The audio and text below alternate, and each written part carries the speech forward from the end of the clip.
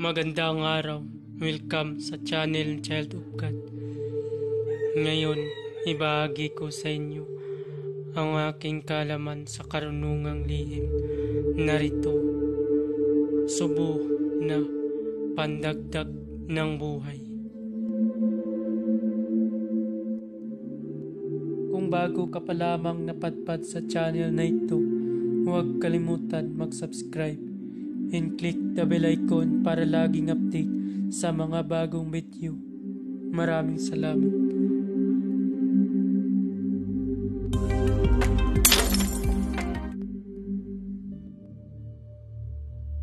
Pamilin, mahalin at pagkanyatan ang bawat ibinabahagi ko sa YouTube channel na ito.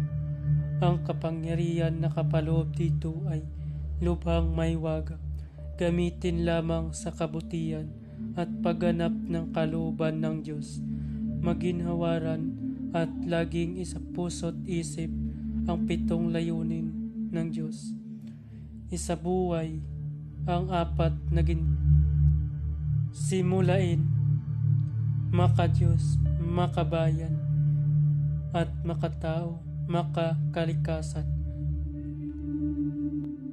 Pangalawa, isagawa ang pag-ibig sa Diyos, pananampalataya at pag-asa sa pamamagitan ng tiyaga. Isakatuparan ang kabutihan, katuwiran, kalinisan, katotohanan, kadilisayan, kaliwanagan, at kababaan ng kalooban.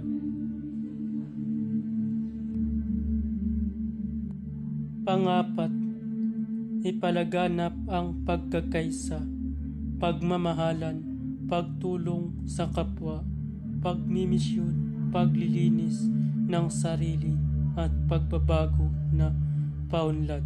Panglima, magkaroon ng paggalangan, pag-unawaan at pagmamahalan sa isa't isa bilang mga kapatid at kapwa-tao. Pang-anim,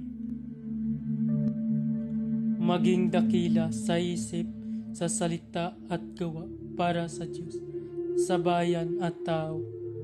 Pang-7, ipagpatibay ang kautusan ng Diyos, tumulong sa pagpapaunlad ng katauhan ng bawat kasapi ng samahan at tumupad sa hadikain ng Diyos sa tao.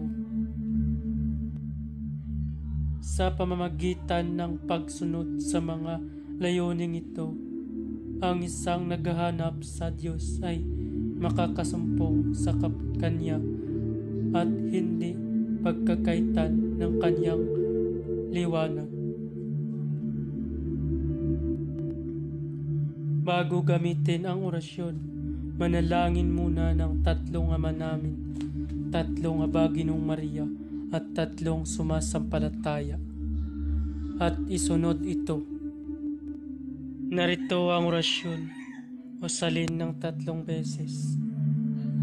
Corpus Christi Dedit Anima Maria Vir Genis Hoc Est Enim Corpus Meum Asasa Ataqui Atulagi Yeshua Hoc Salvator Corpus Christi Dedit Anima Maria Vir Genis Hoc Est Enim Corpus Meum Asasa Ataqui Atulagi Yeshua Hoc Salvator.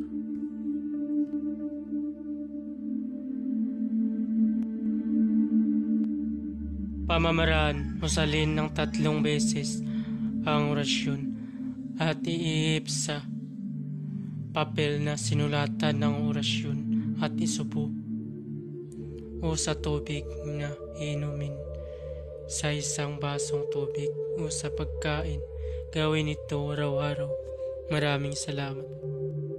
Babala, ang lahat ng orasyon na aking ibinabahagi ay lubhang makapangyarihan.